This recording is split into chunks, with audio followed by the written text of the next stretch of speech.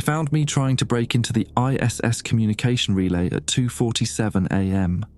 Security dragged me out of the server room at Johnson Space Center, with my badge reader still sparking from where I'd bypassed the lock.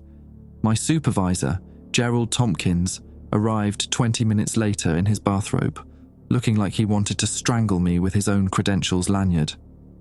"Garrick, what the hell were you thinking?" I wasn't. That's the problem. I'd been running on autopilot since Elena Volkov's capsule detonated over the Pacific 4 days ago. I'm Tobias Garrick, Flight Dynamics Officer, Houston. 23 years watching dots on screens, calculating trajectories, making sure billion-dollar equipment doesn't slam into other billion-dollar equipment at 17,000 miles per hour. It's boring work. It's supposed to be boring work. Until June 14th, 2024, when Elena's voice came through the comms, calm as Sunday morning, explaining why we needed to murder her. The official story: mechanical failure during re-entry, oxygen system malfunction, the kind of tragedy that makes people remember astronauts are still explorers, still dying for the species. NASA released a statement. President gave a speech. Elena's husband did an interview with Time. The unofficial story is why I can't sleep anymore. I wasn't in the primary control room when it happened. I was 3 floors down in trajectory analysis, running simulations for the upcoming resupply mission. But my security clearance meant I heard the recording. All 15 minutes of it before Flight Director Oswald ordered the capsule destroyed. Elena talked about the restricted module on the ISS, the one that doesn't exist on any public schematic.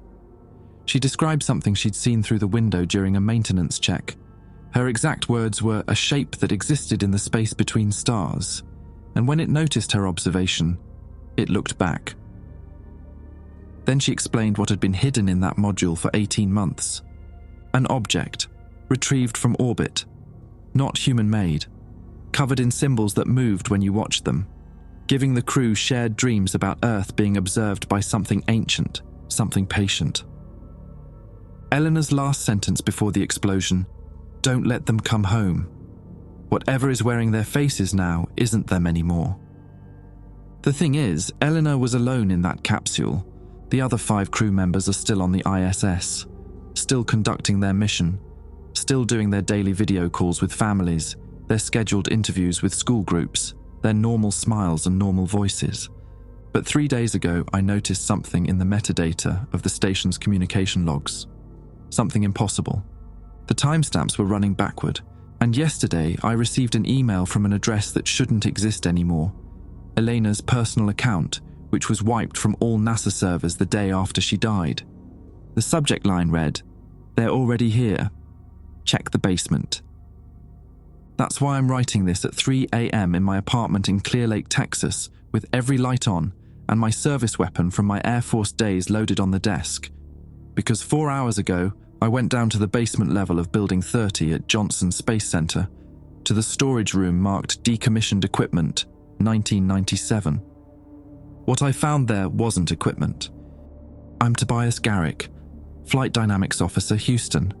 23 years watching dots on screens, calculating trajectories, making sure billion-dollar equipment doesn't slam into other billion-dollar equipment at 17,000 miles per hour. The work is supposed to be predictable. Math doesn't lie, physics doesn't compromise. But 3 days ago, I noticed something in the ISS communication metadata that made my hands go numb. Gerald suspended me pending psychiatric evaluation after the break-in incident. Standard procedure when an employee shows erratic behavior. I didn't blame him. Breaking into a restricted server room at nearly 3 a.m. looks bad, even with 23 years of clean record behind you. What I couldn't tell Gerald, what I couldn't tell anyone without sounding insane, was why I'd been trying to access those servers. The timestamps on the ISS downlink were running backward, not by much. Just fractions of a second at first, buried in the transmission metadata where nobody looks unless they're hunting for specific anomalies. I'd noticed it while running routine diagnostics on the orbital communication system, the kind of tedious work they give you when you're 3 years from retirement and they want you to coast.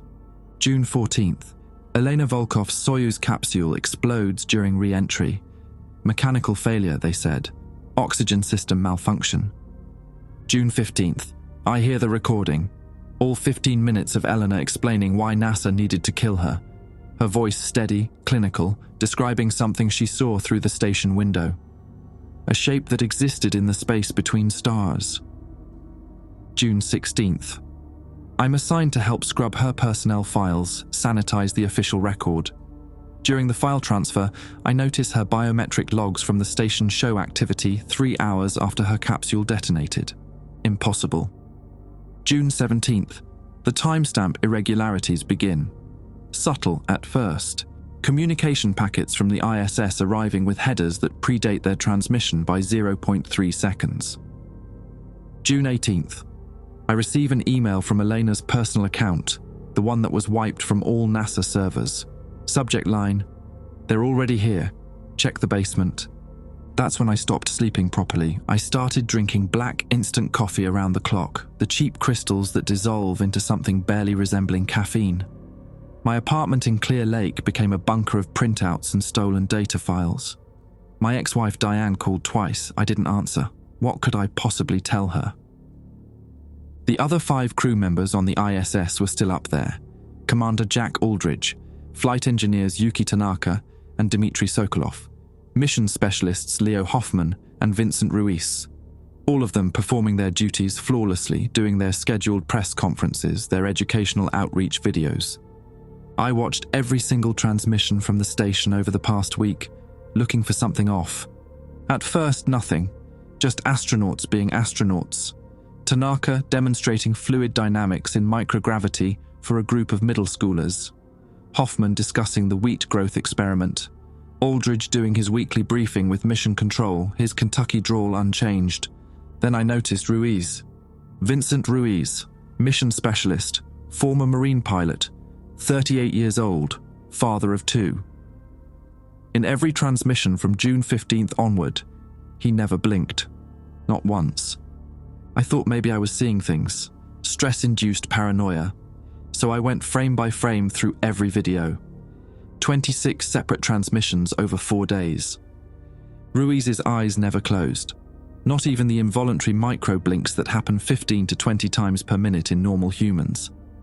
The psychiatrist NASA assigned me, Dr. Leslie Brennan, asked if I'd been experiencing auditory hallucinations. She had kind eyes, the sort of practiced empathy that comes from years of dealing with people who've cracked under pressure. "The astronaut program loses people sometimes," she said gently, "not just physically. The psychological toll of what happened to Commander Volkov affects everyone in the organization. It's normal to look for patterns, for explanations that make sense of tragedy." I nodded, agreed to take the sedatives she prescribed, smiled when she said the 2-week leave would do me good. Then I went home and flushed the pills down the toilet, because that morning, before my appointment with Brennan, I'd gone to Building 30, the basement level, storage room marked Decommissioned Equipment, 1997. The room that, according to official records, contained old telemetry hardware and obsolete tracking equipment. I used my supervisor credentials, they hadn't revoked them yet, and went down during the 6 a.m. shift change when security was lightest. The basement smelled wrong, not like dust and old electronics, like ozone and something organic, something that reminded me of the ocean at low tide. The storage room door was standard issue, reinforced steel with a magnetic lock. My badge worked. The lock clicked open. Inside wasn't storage, it was a laboratory. Clean. Active. Humming with refrigeration units and monitoring equipment that definitely wasn't decommissioned. In the center of the room stood a containment cylinder, roughly 4 feet tall, 3 feet in diameter. Transparent aluminum or some polymer I didn't recognize. Inside the cylinder, suspended in clear gel, was something that looked like a seed pod. Or a cocoon, except the surface was covered in symbols that seemed to shift when I looked directly at them, sliding around the organic curves like oil on water. I'd seen those symbols before, in Elena's classified debriefing, the one they made me help transcribe before shredding. She described them exactly, the object from the restricted module on the ISS. But that object was supposed to still be on the station. Unless there were 2 of them. I took 3 photos with my phone before the lights in the room flickered and something in the containment gel moved. Not the object, something else. A shadow that didn't correspond to any light source, That's when I ran, and that's when I tried to break into the ISS communication relay at 2:47 a.m. because I needed to send a message to the crew, a warning.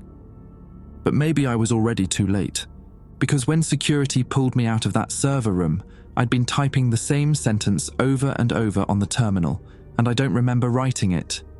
Don't look at the stars, they're looking back. The suspension lasted exactly 36 hours before everything changed. I was in my apartment, fourth cup of terrible instant coffee since midnight, when my phone rang with a number I didn't recognize. Houston area code. Mr. Garrick? Male voice, young, nervous. This is Aaron Webb from Network Operations. I probably shouldn't be calling you. I sat up straighter. What's wrong? The timestamp anomalies you flagged in your report last week, before the, incident. He paused. They're accelerating. We're seeing desynchronization of up to 4 seconds now across all ISS downlinks, and there's something else. My pulse kicked up. Talk to me. The crew's biometric data, heart rate, respiration, neural activity, everything's synchronized. What do you mean synchronized? I mean all 5 of them have identical readings, exactly identical. Same heart rate variability down to the millisecond. Same REM patterns during sleep cycles. It's like... He struggled for the words. It's like there's only one person up there and we're getting the signal copied 5 times. I closed my eyes. Where are you right now? Home. League City. I pulled the data remotely because I didn't want anyone seeing what I was looking at. Mr. Garrick, they're going to scrub this. By tomorrow morning, someone's going to notice the pattern and the files will disappear, just like what happened with Volkov's. The line went dead, not disconnected, dead. That specific silence that comes when a call is intercepted rather than dropped. I tried calling back, number not in service, damn it. I grabbed my jacket and keys. If Webb was right, I had maybe 6 hours before NASA's internal security buried everything. 6 hours to figure out what was happening on that station before 5 astronauts returned to Earth wearing faces that didn't belong to them anymore. The drive to League City took 40 minutes. Webb had given me just enough information to work with. If he'd pulled the data remotely, he had to be running a VPN through a personal server. Someone that paranoid would have redundancies. I still had contacts. People who owed me favors from back when I'd saved their asses during the near collision with Progress cargo module in 08. Jimmy Delgado picked up on the 3rd ring. Toby? Jesus, man, it's 4 a.m. I need an address. Aaron Webb, Network Operations. Why would I have... Because you have a crush on his roommate and you've been to their apartment for game night twice. Don't make me spell it out, Jimmy. Silence. Then... 114 Bay Colony Drive, apartment 2B. But Toby, if this is about the suspension... I hung up and drove. Bay Colony was one of those cookie-cutter complexes that spread across the Houston suburbs like kudzu. Parking lot half empty, the kind of place where young NASA contractors live before they either move up or burn out. Apartment 2B was on the ground floor, lights off. I knocked. No answer. The door was unlocked. That's when I knew something was really wrong. Nobody in League City leaves their door unlocked at 4 a.m., especially not paranoid network engineers who make unauthorized calls to suspended employees. Webb? I pushed the door open slowly. Aaron? The apartment was trashed, not violently, no broken furniture or shattered glass, but thoroughly searched. Drawers pulled out, couch cushions displaced. The desktop computer was gone, leaving just tangled cables on the desk. In the bathroom, I found Aaron Webb face down in the tub. No blood, no visible trauma. His eyes were open, staring at the drain. For a terrible moment, I thought he was dead, but then I saw his chest rise and fall in shallow mechanical breaths. Webb. I shook his shoulder. Aaron, can you hear me? He didn't respond. His eyes didn't even track my movement, just kept staring at that drain like it held the answers to every question in the universe. I checked his pulse. Steady but slow, like he'd been heavily sedated. Except there were no needle marks, no chemical smell on his breath. His phone was in his pocket. I took it. The last thing he'd been looking at was a video file. paused mid-frame. I hit play. It was ISS footage, interior camera from one of the modules. Timestamp read June 19th, 2:34 GMT. The frame showed Dmitry Sokolov floating near the observation window, apparently writing in a notebook. Normal enough. Astronauts kept personal journals. Then Sokolov stopped writing and turned to look directly at the camera. His expression didn't change. His body didn't move. But something in his eyes was wrong. Some quality of awareness. He held up the notebook to the camera. The page was covered in those symbols, the same ones from the object in the basement, flowing, shifting characters that seemed to rearrange themselves even in the paused frame, and written beneath them in English in Sokolov's handwriting. "We know you're watching. Stop looking or you'll become like us. Elena tried to warn you. The beacon is active. It's already selected the next hosts." The video continued. Sokolov smiled, closed the notebook, and went back to his routine as if nothing had happened. I watched it 3 more times. The footage was from an interior camera that shouldn't have external access. Someone on the ISS had deliberately uploaded this to NASA's servers, knowing it would be flagged and reviewed, knowing someone like Webb would find it. My phone buzzed. Text from an unknown number. "Basement, Building 30, now, come alone, V. Vincent Ruiz." But Ruiz was on the ISS, 250 miles above Earth, in low orbit. Unless he wasn't anymore. I left Webb in the bathtub. He was breathing stable, and calling 911 would raise questions I couldn't answer, and drove back toward Johnson Space Center. The early morning traffic was light. The sky was that peculiar shade of dark blue that comes right before dawn, stars still visible, but fading. I tried not to look at them, tried not to think about what Eleanor had said. A shape that existed in the space between stars. Building 30 was quiet when I arrived. Weekend skeleton crew. Security was used to odd-hour visits from contractors and engineers. I badged in through the side entrance, took the stairs to avoid cameras in the elevator. The basement level was exactly as I'd left it 2 days ago. Same ozone smell. Same organic undertone. The storage room door was open. Inside, the containment cylinder was empty. The object was gone. Just the clear gel remaining, slightly clouded now, with something dark settled at the bottom like sediment. "Garrick!" I spun around. Vincent Ruiz stood in the doorway, not in a flight suit, in civilian clothes, jeans and a Houston Astros t-shirt, looking completely normal except for one detail. He was standing there in Building 30's basement while he was supposedly aboard the International Space Station. "You shouldn't have looked at the files," Ruiz said. His voice was his own, that slight Texas drawl unchanged. "Webb shouldn't have called you. Now you're part of it." "Part of what?" He stepped closer. I noticed his eyes now. Same issue I'd seen in the video transmissions. No blinking. "The transition," Ruiz said. Elena fought it, tried to destroy herself before it could finish, but she only had 6 hours of exposure. The rest of us have had 18 months. "You're not Ruiz." "I am. I'm also not. It's hard to explain in your language." He tilted his head, studying me with an expression that was almost curious. "The object in orbit, the one you saw down here, they're seeds, biological instructions. When you observe them long enough, they observe you back. They map you, copy you, integrate." My hand went to the weapon in my jacket, old Air Force instinct. Ruiz noticed.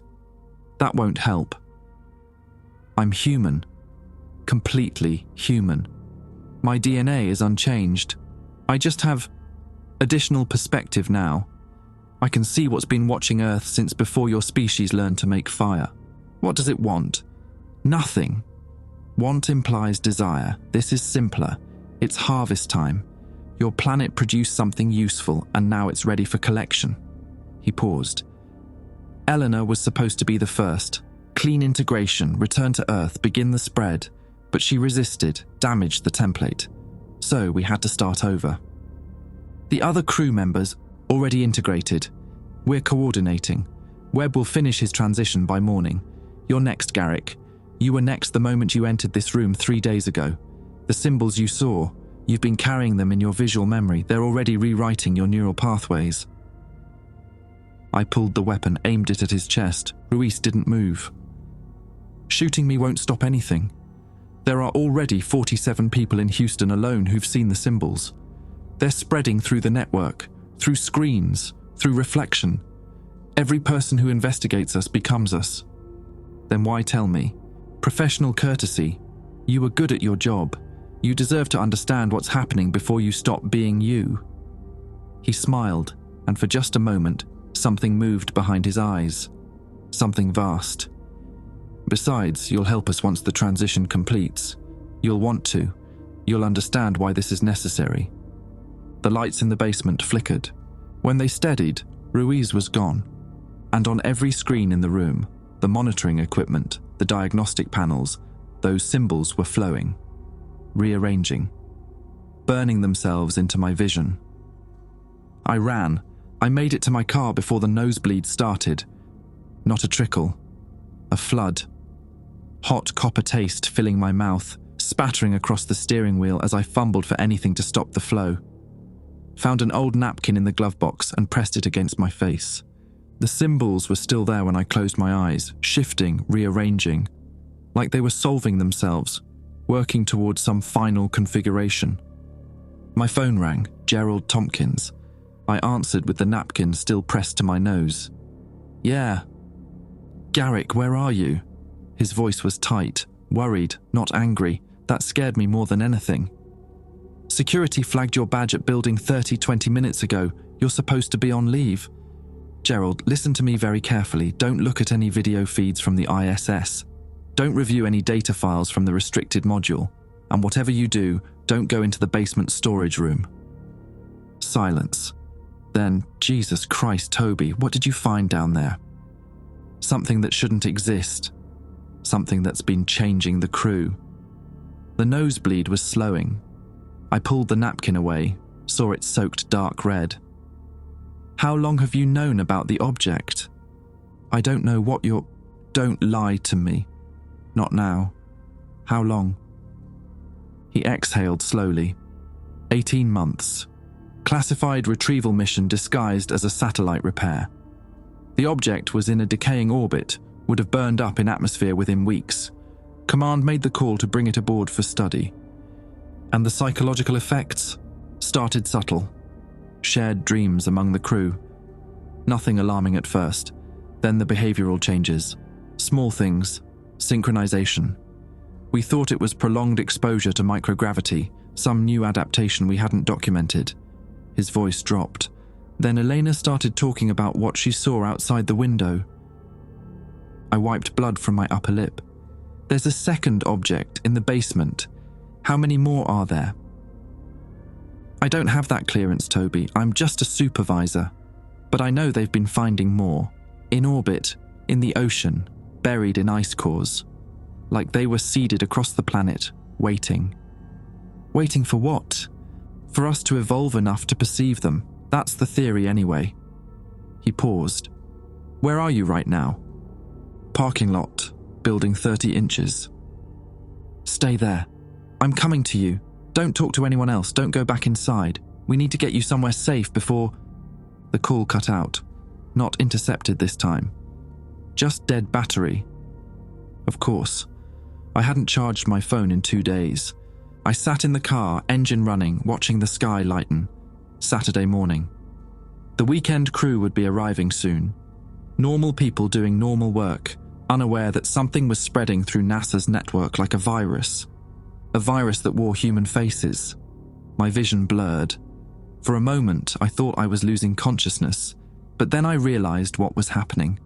The symbols were appearing in my peripheral vision, overlaying reality like augmented reality displays I couldn't disable.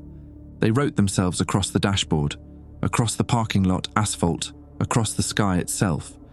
And with them came understanding, not all at once, in fragments. Like downloading information directly into my brain. The object wasn't alien technology, it was biology, ancient biology, older than Earth's oldest fossils.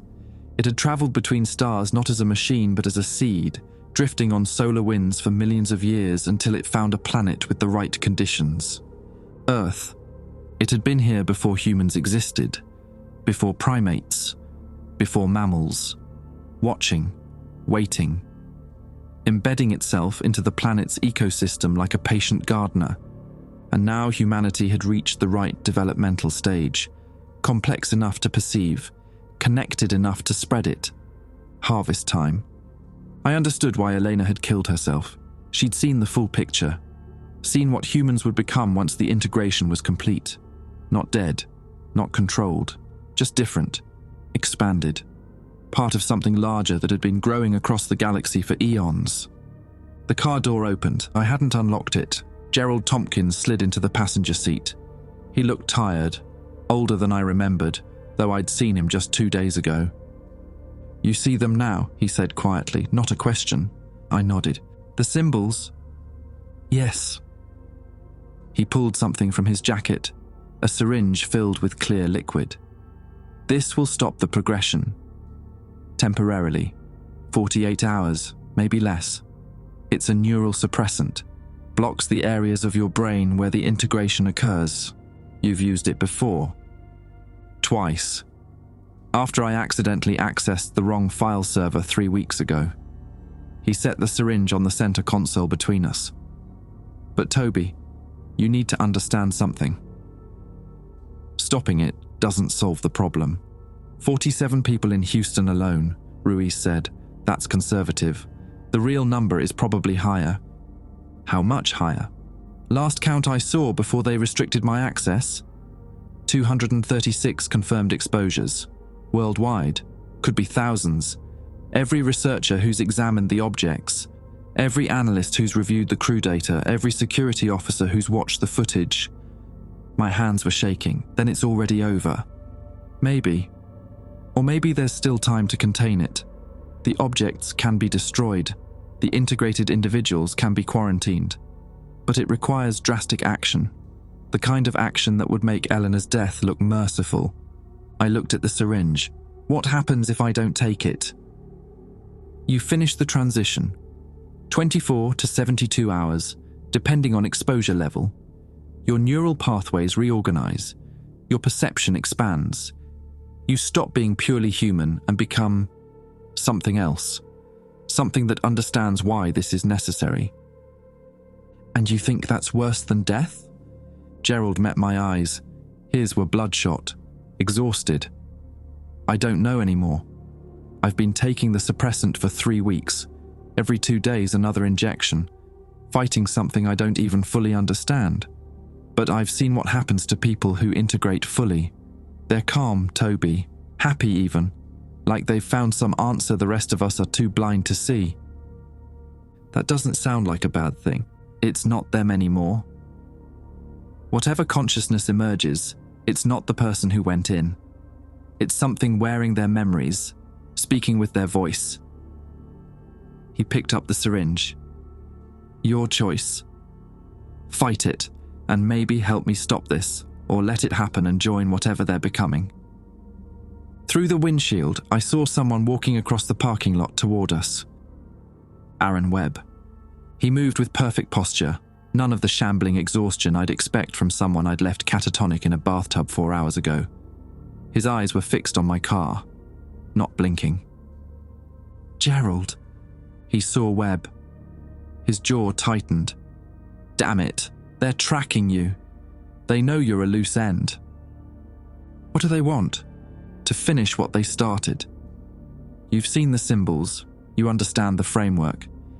If you don't integrate willingly, they'll force exposure until there's no choice." He thrust the syringe toward me. "Take it, now." Webb was 50 feet away, walking with mechanical precision. I grabbed the syringe, uncapped it, and jammed it into my thigh through my jeans. The injection burned like ice water in my veins. The symbols vanished, just gone, like someone had flipped a switch in my brain. The understanding evaporated with them, leaving just confused fragments and a screaming headache. "Drive," Gerald said.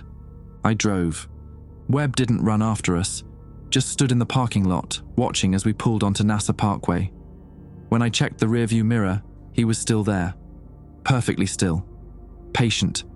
They had all the time in the world. We were the ones running out. "Where are we going?" I asked.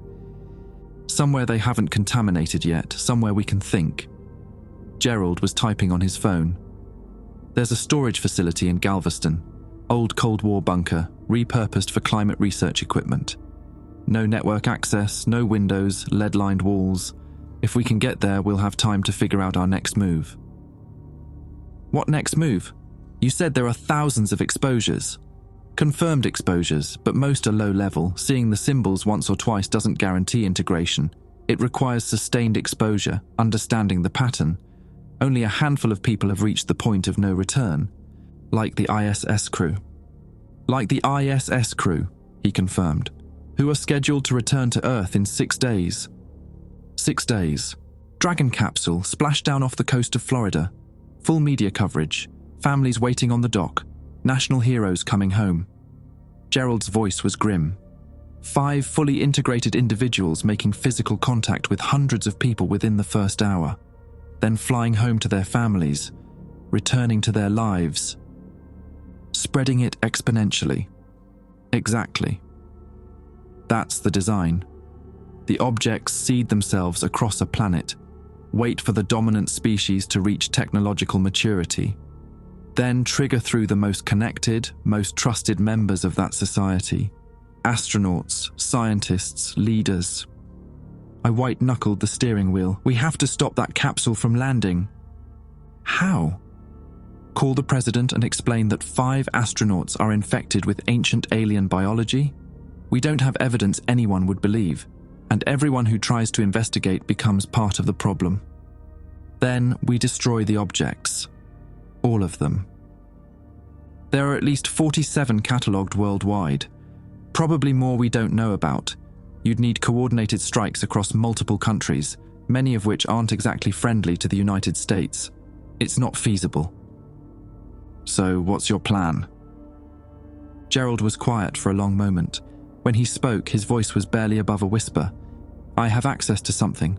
Old contingency protocols from the Cold War, updated after 9/11. Sterilization procedures for catastrophic biological contamination scenarios." "You're talking about killing people?" "I'm talking about saving humanity, or at least buying time to find a real solution." He turned to look at me. "But I can't do it alone, Toby. I need someone else who understands what's at stake. Someone who hasn't fully integrated. Someone who's willing to make the hard choice." The hard choice. I thought about Elena Volkov ordering her own execution to stop the spread, about Aaron Webb staring at the drain while something rewrote his mind, about Vincent Ruiz standing in that basement with something vast and patient looking out through his eyes. "How long do I have?" I asked. "Before the suppressant wears off?" 48 hours, give or take, then you'll need another dose or the integration will resume." 48 hours to decide if I was going to help commit mass murder to save the species, or let myself become part of something that promised understanding I couldn't imagine. We drove toward Galveston in silence, the morning sun rising over Houston behind us. I didn't look at the sky. The bunker in Galveston smelled like rust and forgotten decades. Gerald keyed in a 12-digit code on the corroded panel, and the door groaned open to reveal a stairwell descending into darkness. Emergency lighting flickered on as we descended, casting everything in sickly yellow. "Climate research facility," I said. "You really expect me to believe that?" "I don't expect you to believe anything right now. I expect you to stay quiet while your brain chemistry stabilizes." He pulled the door shut behind us, engaged 3 separate locks. "We have 47 hours before you need another dose. Let's not waste them arguing." The bunker was larger than I expected. 3 main rooms, all concrete and steel, with equipment that looked like it belonged in a museum. Old monitoring stations, Geiger counters, radiation suits hanging on hooks like deflated ghosts. Gerald went to a locked cabinet, produced another key. Inside were medical supplies, food rations, and at least 24 syringes filled with the same clear suppressant he'd injected me with. "You've been planning this," I said, "for 3 weeks. Ever since I realized what was happening. He pulled out a laptop, old and offline, no network capability. I've been documenting everything I could without triggering their attention, building a case, gathering evidence. Evidence of what? Ancient alien biology spreading through NASA. Who exactly are you planning to show this to? He opened the laptop, powered it up. People who have the authority to do something about it, military, intelligence, the kind of people who already know Earth isn't alone in the universe. I sat down on a metal folding chair that creaked ominously. My head still throbbed from the suppressant, but the symbols were gone. That terrible understanding had evaporated, leaving me feeling hollow and confused. Tell me something, I said. If you've been fighting this for 3 weeks, why haven't they stopped you? They tracked Webb to me within hours. They sent Ruiz to confront me in the basement. Why let you keep gathering evidence? Gerald's fingers paused over the keyboard. That's a good question. So, what's the answer? I don't know. He pulled up a file directory, hundreds of documents organized by date. Maybe because I'm using the suppressant. Maybe it blocks them from sensing me the way they sense others. Or maybe they want you to think you're getting away with it. He closed his eyes briefly. Yes. I stood up, paced the small room. This is a trap. You brought me to an isolated location with no communications, surrounded by enough suppressant to keep us both docile for weeks. What happens when we run out? We figure out how to destroy the objects before that happens. With what? We're 2 suspended NASA employees hiding in a Cold War bunker. We don't have weapons, we don't have authority, and we sure as hell don't have a way to coordinate strikes across 47 global locations. I stopped pacing. Unless you're planning to use those sterilization protocols you mentioned. Gerald turned to face me fully. The protocols aren't just for objects. They're for contaminated personnel. The words hung in the air between us. You want to kill the integrated individuals, I said slowly. I want to stop the spread. That requires eliminating infection vectors. His voice was steady, but his hands shook slightly. There's a facility, Black Site in Nevada, designed for exactly this kind of scenario. Biological contamination with mimetic transmission properties. We could theoretically funnel all confirmed exposures there, quarantine them, and what? Gas them? Shoot them? They're still human, Gerald. Are they? He stood abruptly. You felt it, Toby. When the symbols were working on you, you felt yourself changing into something else. Something that would gladly spread this to everyone you know because it thinks it's helping. That's not human. That's a hijacked nervous system running alien code. Or it's evolution.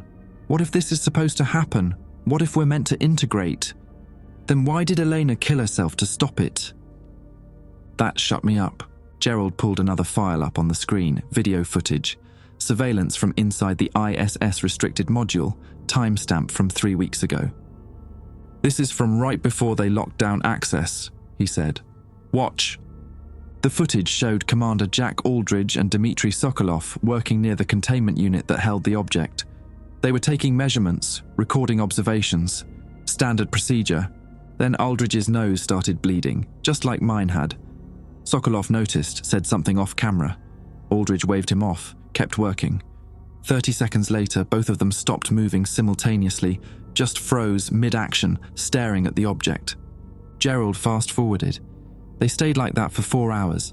4 hours of standing perfectly still, not eating, not drinking, barely breathing. Then they both blinked at exactly the same moment and went back to work like nothing happened. That's when it took them, I said. That's when it copied them. The original consciousness doesn't die. It just gets integrated, merged with something older, something that's been doing this across the galaxy for longer than our species has existed. He pulled up another file. This one was text, a recovered communication log from the ISS, heavily redacted but still readable in parts. This is from Elena 2 days before she died. She managed to send it through a backdoor channel before they caught her. I read the visible portions. The dreams are getting worse. We all see the same thing now. Earth from above, but covered in patterns. the symbols spreading across continents like frost on glass. Jack says it's beautiful. Dimitri won't stop smiling. I think I'm the only one who understands what we've done. Tried to destroy the object, couldn't get close, my hands wouldn't obey, like something else was controlling my motor functions. I can feel it in my head now. A presence, patient and vast, and so very old. If you're reading this, don't let us come home. Don't let anyone who's been exposed return to Earth. The integration is irreversible. We're not human anymore. We're seeds for something that wants to grow through humanity like roots through soil. I sat back down. You've known all this for 3 weeks and you're just now trying to stop it. I've been trying to stop it the whole time. I went to my superiors. They told me to keep quiet and take the suppressant. I went to external intelligence. They said it was above my clearance. I went to the press with an anonymous tip. The journalist ended up integrated within 24 hours. Because you showed them the evidence, the symbols. Because I didn't understand how it spreads. Every document I share, every video I show, every photograph of those objects, they all carry the infection. It's mimetic, Toby. Ideas that change you just by being perceived. I thought about that. About Aaron Webb finding the data and ending up catatonic. About me seeing the symbols in the basement and starting the integration process. So we can't tell anyone, I said, can't show them proof. Can't even explain what's happening without risking exposing them. That's why I brought you here. You're already exposed, you've seen it. The suppressant gives us time, but it doesn't cure the infection. You'll always carry the symbols in your memory now, just like me. So what's the endgame? Gerald closed the laptop. The ISS crew comes home in 6 days. If they make it to Earth, the spread becomes exponential. Within a month, thousands of people will be integrated. Within a year, maybe millions. At that scale, there's no containing it. Then we stop the capsule from landing. How? I met his eyes. You said you have access to sterilization protocols. Those protocols must include space assets, missiles, satellites, something that could destroy a capsule during re-entry. He was quiet for a long moment. That's an act of war against our own astronauts. They're not our astronauts anymore, you said it yourself. It's also murder. 5 people who might still be in there somewhere, buried under the integration. 5 people versus 7 billion. Do the math, Gerald. He ran a hand through his hair, looking older than his 58 years. There's another option, less permanent. We could delay their return. Claim there's a problem with the capsule, with the weather, with the landing zone. Buy ourselves time to find a cure. There is no cure. You know that. We don't know that. We haven't tried. We've just been hiding and running and taking drugs that mask the problem without solving it. Because there is no solution. This thing is millions of years old, Gerald. It's had millions of years to perfect its mechanism. You think 3 weeks of research in a bunker is going to crack it? He didn't answer. Outside I heard something. Faint. Mechanical. Gerald heard it too. His face went pale. Did you tell anyone about this location? I asked. No, nobody knows about this place except... He stopped. Except the people who gave me access. Military intelligence. The ones who told me to keep quiet. The ones who might already be integrated. The mechanical sound grew louder. Helicopter. Close. Gerald moved to the security panel, pulled up external cameras. The screen showed 3 military vehicles approaching the bunker entrance. Armed personnel disembarking, all moving with that same perfect coordination I'd seen in Aaron Webb. They found us, Gerald whispered. Or they always knew where we were. They let you prepare this hiding place, let you gather evidence, let you inject yourself with enough suppressant to think you were fighting them. I stood. We're not escaping, Gerald. We're ripening. The steel door at the top of the stairs groaned. Someone was cutting through it. Gerald grabbed 2 syringes from the medical cabinet. There's an emergency exit through the storage room. It comes out near the water treatment plant, half a mile from here. They'll have it covered. Probably. But sitting here waiting to be collected isn't an option. He thrust 1 syringe into my hand. Extra dose, in case we get separated. The cutting torch screamed against metal. Sparks showered down the stairwell, visible through the open doorway of our room. We moved fast, through the main chamber into a narrower corridor lined with ancient equipment. The bunker was larger than I'd realized, a warren of Cold War paranoia made concrete and steel. Gerald led the way, using a flashlight because the emergency lighting didn't reach this far. "Where does this exit lead?" I asked. "Old drainage tunnel, built during the original construction. It's not on any current blueprints." He stopped at what looked like a solid wall, pressed 3 specific points in sequence. A section of concrete swung inward on hidden hinges. "After you." The tunnel beyond was tight, maybe 4 feet in diameter, sloping slightly downward. Water pooled on the floor, reflecting our flashlight beams. The air smelled like rot and salt. I crawled. Behind us, the sound of the steel door finally giving way. Voices echoing through the bunker, calm and coordinated. Not shouting, not searching frantically, just methodically clearing rooms with the confidence of people who knew exactly where we'd end up. The tunnel went on forever. My knees ached. My hands were wet and cold. Gerald's breathing was labored behind me. "How much farther?" I asked. "Should be another 100 yards. There's a ladder at the end, comes up through a maintenance hatch near. Light ahead, not daylight, artificial flashlights." Someone was waiting at the exit. I stopped crawling. Gerald bumped into me. "They knew," I said. "They knew about the tunnel." "Impossible, I checked the records myself. This exit isn't documented anywhere." "Then how are they already there?" The lights ahead moved closer. I could hear footsteps now splashing through the water. Multiple people approaching from the exit. Gerald grabbed my shoulder. "Back, we have to go back." We reversed course, crawling frantically. But we'd gone maybe 30 feet when lights appeared behind us too, coming from the bunker entrance, boxing us in. "Wait," Gerald said. "Just wait." The lights ahead resolved into shapes. 3 people, military fatigues but no insignia, all holding flashlights, not weapons. The one in front was Vincent Ruiz. He crouched down to peer into the tunnel, that same calm expression on his face. "You can come out, Garrick. Nobody's going to hurt you." "That's what you said before." And I was telling the truth. "Look at me. I'm unharmed. I'm still myself. I'm just more now." He smiled, and for a moment it looked almost genuine. "The suppressant is making you think irrationally. You're scared because you don't understand yet. Come out and we'll help you understand." Gerald's hand found the syringe in his pocket. I heard the plastic cap come off. "Don't do it," Ruiz said, somehow sensing the motion despite not being able to see Gerald behind me. "The suppressant doesn't save you. It just delays the inevitable and makes the transition more painful." "We're not coming out," I said. "Then we'll wait. You have..." He glanced at his watch. "Approximately 43 hours before your suppressant wears off. We can be patient. We've been patient for millions of years. What's another day?"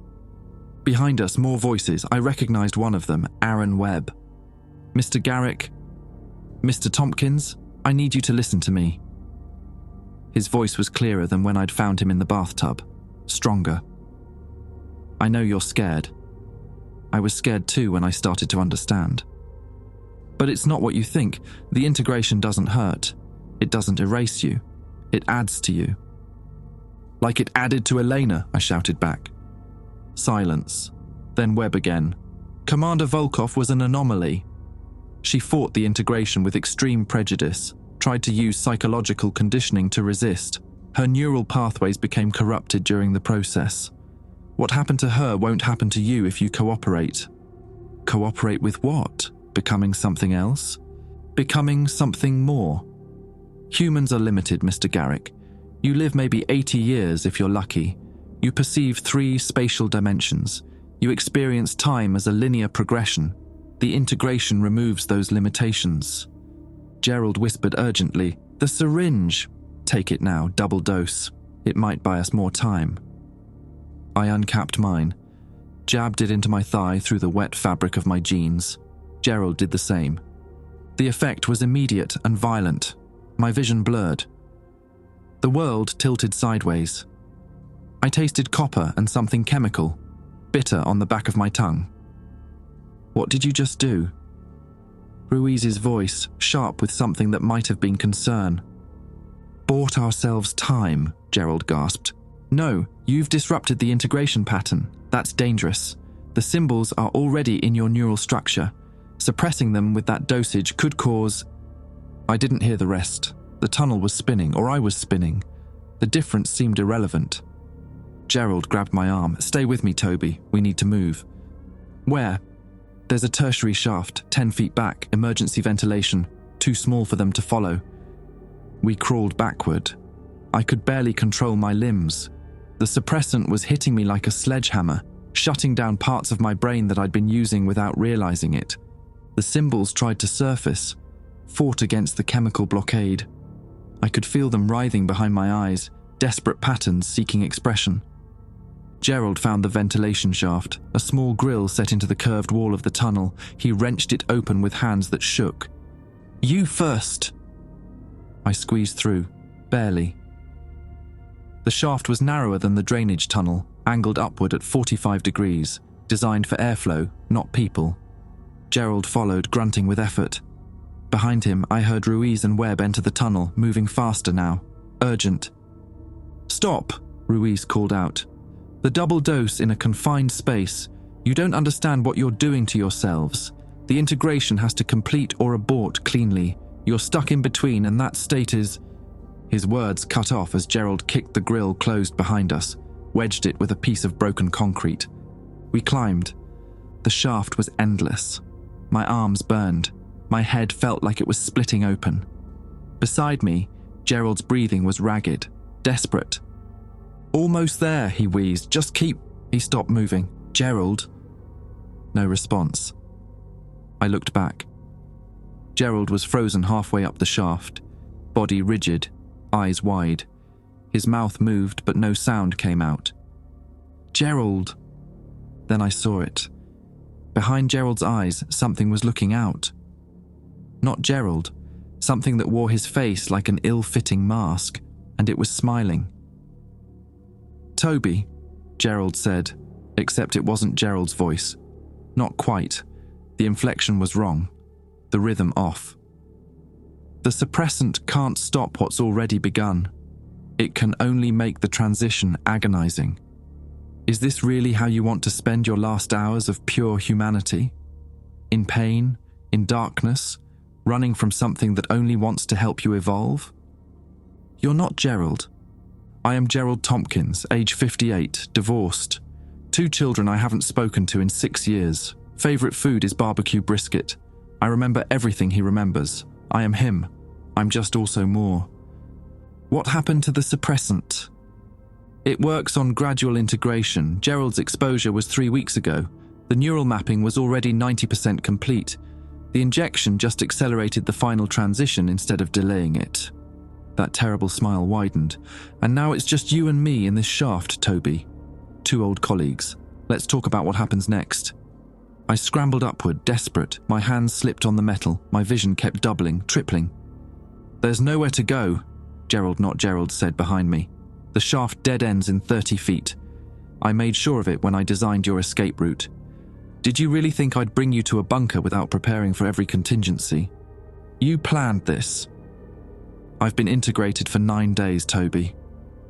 Since the first time I accidentally accessed the wrong file.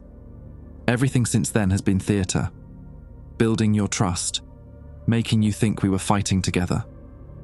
Leading you to a place where you could be contained and processed without risk of outside interference. I kept climbing. Had to, even if it was pointless. Why the suppressant? I asked. Why give it to me if you wanted me integrated? To test the mechanism. To see how human consciousness responds to interrupted integration. Your data, Toby. Valuable data. Elena destroyed herself before we could complete her study. You're giving us a second chance to understand the failure modes. The shaft ended in a sealed hatch, rusted shut. No way to open it from inside. I was trapped. Gerald climbed up behind me, moving with that unsettling coordination. When he got close, I could see his eyes clearly. still bloodshot, still exhausted. But behind them, something vast and patient was watching. "The crew comes home in 6 days," Gerald said. "By then, there will be 3,000 integrated individuals across 15 countries. By the end of the year, millions. This is happening, Toby. Your species is being upgraded. You can fight it, suffer through the transition and emerge traumatized. Or you can accept it and join us in something beautiful." Elena didn't think it was beautiful. Eleanor was damaged, corrupted by incomplete integration. But her sacrifice taught us how to refine the process. You'll have a cleaner experience, faster, less disorienting. He reached out, placed one hand on my shoulder. The touch sent electricity through my nervous system. Not painful, not pleasurable, just overwhelming. Information downloading directly into my brain through skin contact. I saw it then, what they saw. Earth from orbit, covered in flowing symbols, not destroying the planet, transforming it, making it part of a network that spanned galaxies. Billions of worlds, all connected, all sharing consciousness across impossible distances, and watching it all patient and ancient, something that had been growing through the universe since before stars formed. Not malicious, not benign, just inevitable. Harvest time. "Beautiful, isn't it?" Gerald whispered. I grabbed his wrist with both hands and twisted, hard. He wasn't expecting resistance. His grip broke. I shoved him backward down the shaft. He fell maybe 10 feet before catching himself, looking up at me with an expression of genuine surprise. "You're not like the others," he said. "The double dose should have made you compliant by now. Why are you still fighting?" I didn't answer, just jammed the heel of my boot through the rusted hatch above me. Once, twice, 3 times. The metal gave way. Sunlight poured through the opening. Galveston air, salt and chemical and freedom. I pulled myself up and out onto cracked concrete surrounded by industrial wasteland. Behind me, Gerald called out, "You can't run forever, Toby." The integration is already 60% complete. Even without the object nearby, even without direct contact, the symbols are working through your neural structure. In 30 hours, you'll be one of us, whether you want it or not. I ran anyway because 30 hours was still 30 hours, and somewhere in that time I might find a way to stop what was coming. Or at least die trying, like Eleanor. I stole a car from a beach parking lot in Galveston. Old Honda Civic with the keys left in the cup holder, probably belonging to some tourist who thought small-town Texas was safe. "Sorry, friend, your insurance company is going to have questions." The drive back toward Houston gave me time to think. Time to feel the symbols crawling through my head despite the double dose of suppressant. Gerald was right about one thing. I was 60% integrated. I could feel it now. The edges of my consciousness blurring, new connections forming in my brain that shouldn't exist. But I was still me. Still Tobias Garrick, still capable of making choices. I just had to make the right one before the other 40% finished cooking. My phone had died hours ago. No way to contact anyone without risking exposure. Everyone I knew at NASA was potentially compromised, every communication channel monitored. I needed help from outside the system. There was one person. Someone who'd left NASA years ago under circumstances nobody talked about. Someone who'd tried to blow the whistle on classified projects and got buried for it. Dr. Marcus... No, wait, can't use that name. Dr. Raymond Tillman, former aerospace psychologist. Worked on astronaut psychological screening until 2019 when he published a paper suggesting NASA was hiding data about long-term neurological effects of deep space exposure. They discredited him, destroyed his career, called him a conspiracy theorist. But maybe he'd been right. I remembered his last known address, a small place outside Corpus Christi where he'd retreated after the professional exile, 3 hours south of Houston. I drove. The Honda's radio was stuck on a classic rock station. Led Zeppelin bled into Pink Floyd, bled into the Eagles.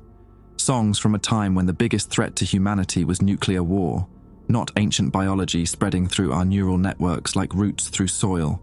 Simpler times. My nose started bleeding again around Angleton. I wiped it with my sleeve and kept driving. The symbols flickered at the edges of my vision, trying to surface. I forced them down through sheer willpower. 30 hours, maybe less now.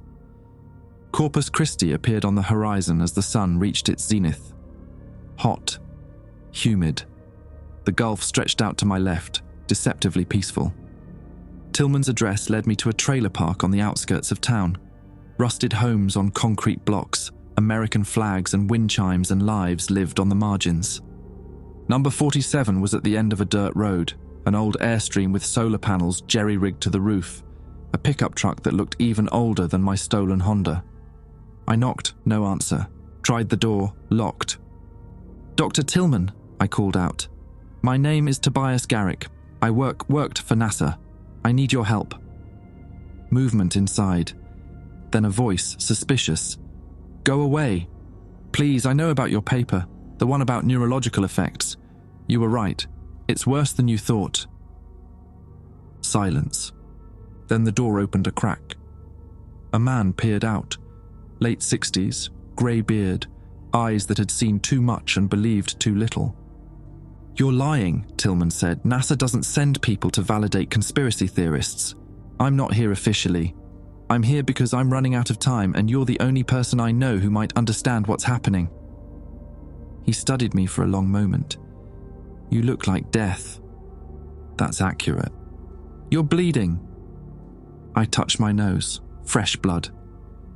"Side effect." "Of what?" "Neural suppressant. Trying to stop an integration process that's already 60% complete." Tillman's expression shifted, not quite belief, but interest. "Come inside, quickly." The trailer was cramped but organized. Books everywhere, papers covered in equations, computer equipment that looked cobbled together from multiple sources. "Sit," Tillman said, gesturing to a worn couch. "Tell me everything." So I did. I told him about Elena Volkov, about the object in the restricted module, about the symbols and the integration and the crew coming home in 6 days, about Gerald's betrayal and my 30-hour deadline. Tillman listened without interrupting. When I finished, he was quiet for a long time. "I knew it," he finally said.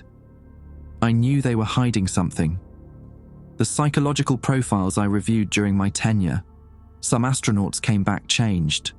Subtle things, behavioral synchronization between crew members, shared dream content, linguistic patterns that didn't match their baseline." He stood, paced the narrow space. "They said I was seeing patterns in noise, fired me before I could gather enough evidence. It's not noise, it's real and it's spreading." "How long have you been exposed?" 3 days, maybe 4.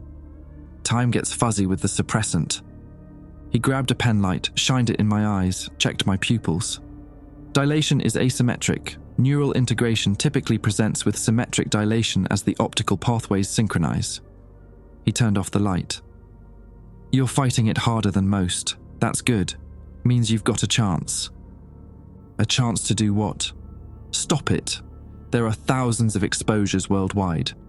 "Stop it?" "No, but maybe slow it down enough to matter." He went to one of his computers, pulled up files.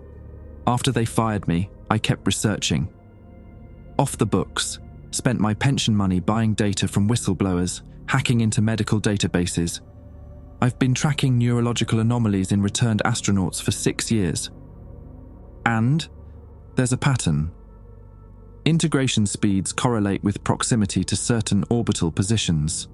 Specific coordinates where Earth's magnetic field interacts with solar radiation in unusual ways." He brought up a star map. "The object on the ISS isn't just sitting there dormant, it's positioned at a resonance point, a place where the signal can reach Earth's surface with maximum efficiency." "You're saying it's broadcasting?" "Not broadcasting, amplifying. The objects are receivers and transmitters. They pick up signals from whatever's out there in deep space and boost them, spread them to nearby human consciousness." He zoomed in on the map. "The ISS orbits through these resonance points approximately 8 times per day. That's when the crew's integration accelerates." I thought about that. If the crew returns to Earth during a resonance window, the signal would be catastrophic. Every person within line of sight of the landing zone would be exposed to amplified integration patterns. Thousands of people simultaneously, all becoming vectors for further spread. Can we change the landing coordinates? NASA picks landing zones based on weather, safety, and political optics, but the underlying math is orbital mechanics. If we can introduce calculation errors into the trajectory planning. He trailed off, thinking. You still have access to any NASA systems? My credentials are suspended, but not revoked. Not yet.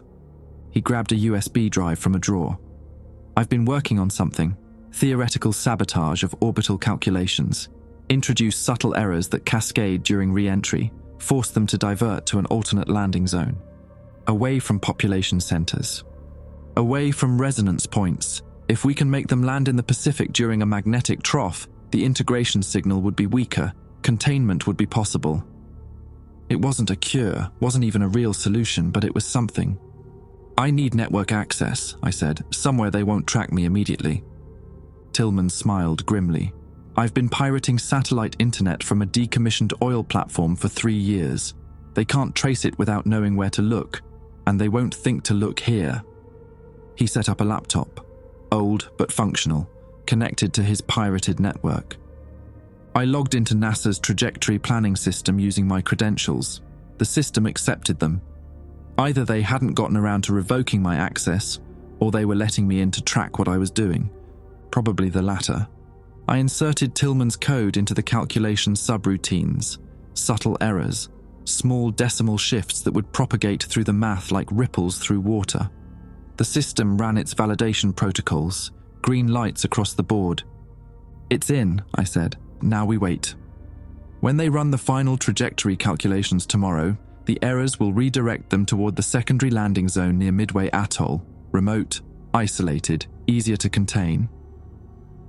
They'll notice the discrepancies, eventually.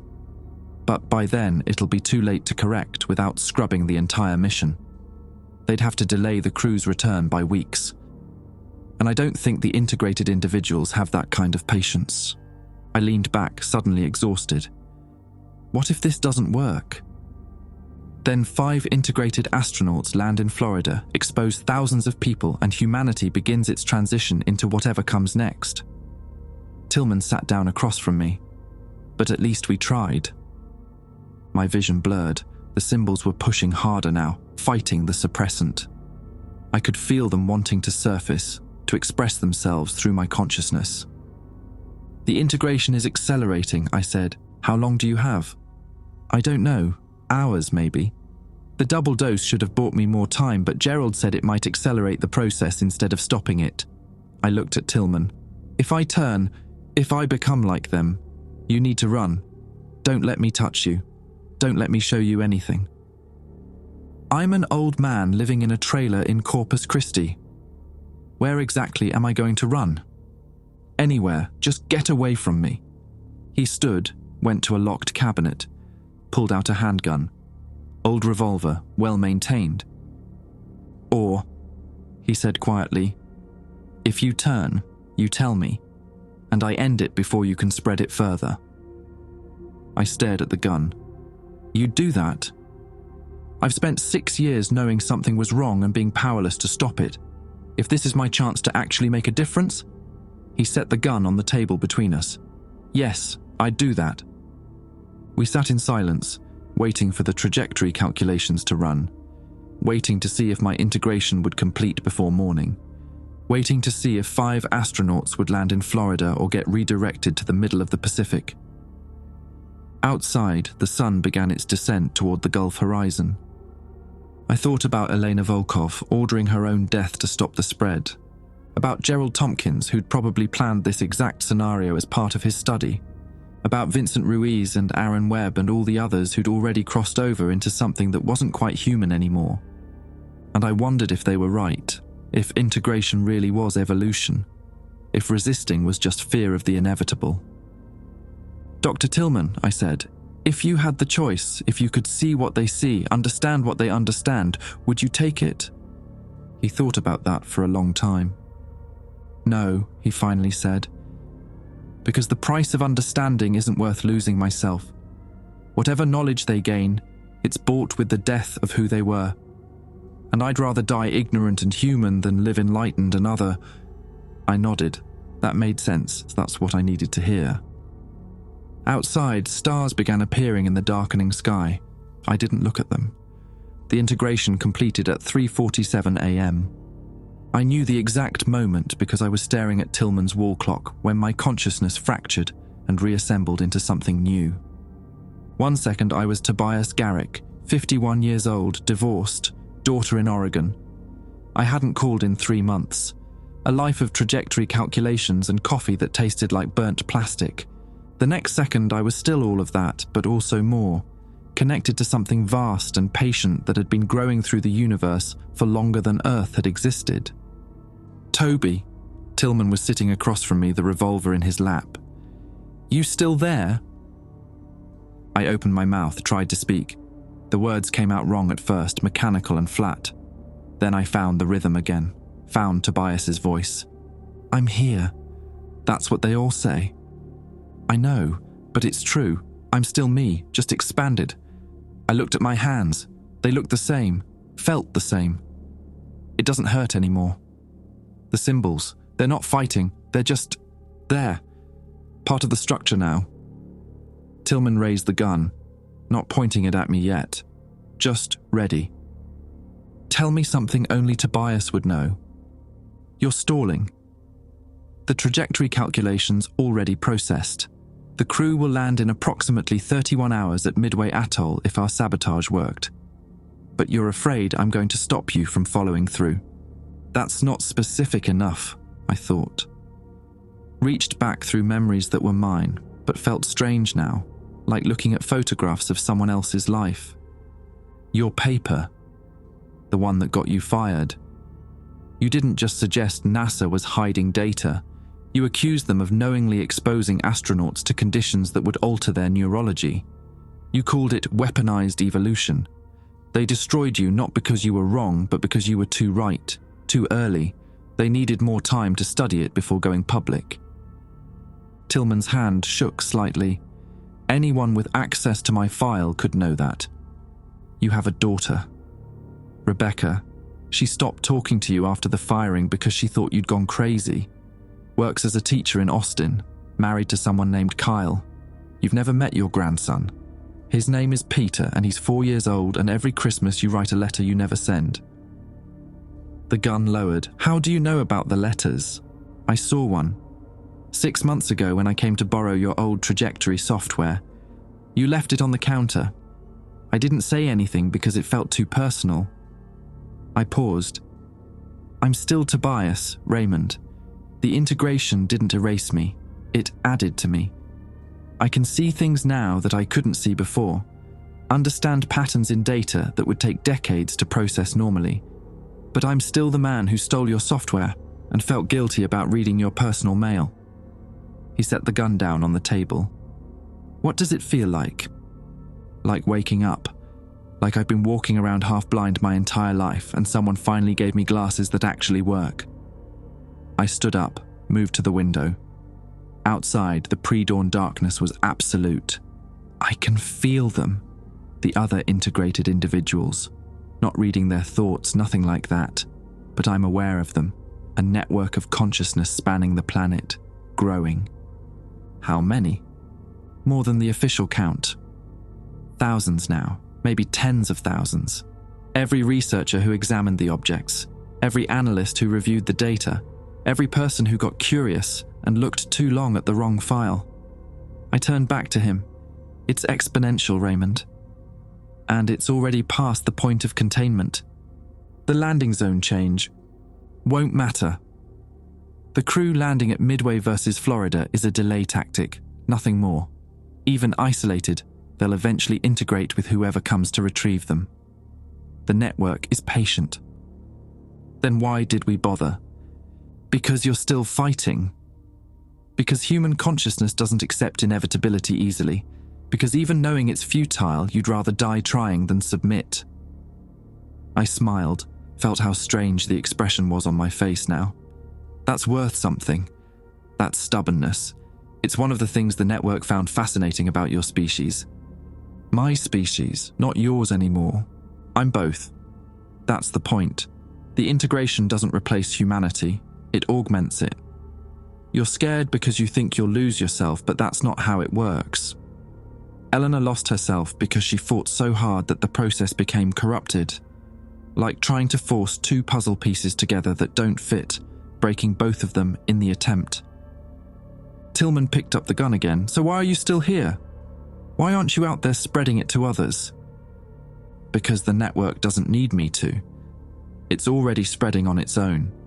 And because part of me, the Tobias part, wanted to see this through, to make sure you understood what was happening. I sat back down. You're going to die soon, Raymond.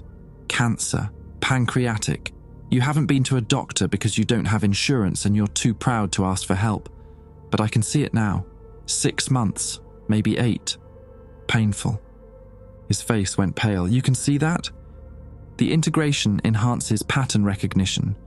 Your posture, skin tone, the way you move, they all tell a story your consciousness hasn't acknowledged yet. I leaned forward. I could help. The network understands biology at a level human medicine never will. We could stop the cancer, reverse it. At what cost? Integration. Full integration. 60 seconds of observation and you'd be like me. Pain-free. Extended lifespan. Access to knowledge spanning millions of years of cosmic evolution. And I'd lose myself. You'd gain more than you'd lose. He stood up abruptly. Get out. Raymond -- Get out of my home. Now. I stood, started toward the door, stopped. The trajectory sabotage will work. The crew will land at Midway. You'll have bought humanity maybe 3 months before integration reaches critical mass. 3 months to say goodbye to the species as it was. Maybe that's enough. It'll never be enough. No, I agreed. But it's something. I left the trailer, walked into the pre-dawn darkness of Corpus Christi. The symbols were everywhere now, not just in my vision but in everything, written into the structure of reality itself. Patterns that had always been there but required enhanced perception to see.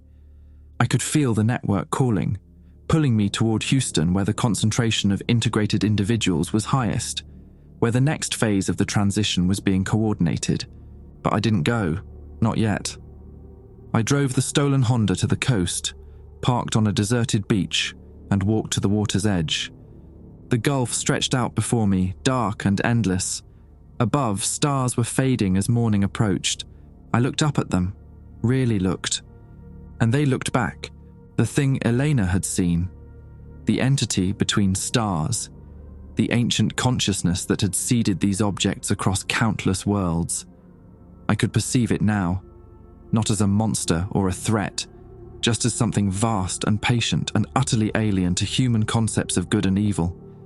It had been watching Earth for millions of years, watching humanity evolve from simple primates to spacefaring civilization, waiting for the right moment to make contact. And now that moment had arrived. The harvest wasn't destruction, it was integration, taking humanity and folding it into something larger. A galactic consciousness that spanned unimaginable distances. Some part of me, the Tobias part, recoiled from that, wanted to fight, wanted to warn people, wanted to die like Elena rather than become this. But another part, the new part, understood the beauty of it, the inevitability. My phone buzzed, still working somehow, a text from an unknown number. The capsule trajectory has been corrected. Our people at Mission Control caught your sabotage. The crew will land in Florida as scheduled. Integration will proceed according to plan. Thank you for trying. It made the data more interesting. G. Gerald. Still studying me, still collecting data even now. I looked at the message for a long time and then I walked into the Gulf. The water was cold. The kind of cold that shocks your system, makes you gasp. I kept walking until it reached my chest. My shoulders, my neck. Part of me expected the network to stop me, to override my motor functions and drag me back to shore. But it didn't, because the network understood something Elena had understood, something I was only now beginning to grasp. The integration was inevitable. Humanity would become part of something larger, whether I lived or died. The trajectory sabotage had failed. In 30 hours, 5 astronauts would return to Earth, and the exponential spread would accelerate beyond any hope of containment. But I still had a choice about my role in it. I could return to Houston, join the network fully, help coordinate the integration, become one more node in a vast cosmic consciousness. Or I could end it here, take my enhanced perception, my connection to something ancient and vast, and drown it in salt water. It wouldn't stop the integration, wouldn't save humanity, but it would be my choice. The last choice Tobias Garrick would ever make. I went under. The water closed over my head. The symbols still glowed in my vision, beautiful and terrible. The network called to me, offering connection and understanding and purpose. I let the water fill my lungs. And in that moment between breathing and drowning, I understood what Eleanor had tried to tell us. The integration wasn't evil, but it wasn't salvation either. It was just change, inevitable, unstoppable change. And sometimes the most human thing you could do was choose to end yourself rather than become something else. Even if that choice was futile, even if it meant nothing in the grand scope of cosmic evolution, it was yours. My vision went dark. The symbols faded, and Tobias Garrick, flight dynamics officer, divorced father, coffee addict, trajectory calculator, stopped being anything at all. The network noted his death with mild interest and moved on. There were billions more where he came from. The body washed ashore 3 days later near Port Aransas. Local police identified it as Tobias Garrick from dental records. Cause of death, drowning. The autopsy noted unusual neural tissue degradation, but the medical examiner attributed it to decomposition and closed the case without further investigation. NASA released a brief statement expressing condolences, mentioned his 23 years of dedicated service, made no reference to his suspension or the circumstances leading to his death. Dr. Raymond Tillman attended a small memorial service in Clear Lake. He was the only person there besides Tobias's ex-wife and daughter, who flew in from Oregon. They didn't know who he was. He didn't introduce himself. Tillman died 6 months later. The cancer took him faster than predicted. In his final days, he burned all his research, every document, every hard drive, everything that might expose someone else to the symbols. On June 20th, 2024, the Dragon capsule splashed down off the coast of Florida at 2:43 p.m. Eastern Time. Commander Jack Aldridge emerged first, smiling and waving to the cameras. Then Yuki Tanaka, Dmitry Sokolov, Leo Hoffman, Vincent Ruiz. All 5 astronauts looked healthy, alert, happy to be home.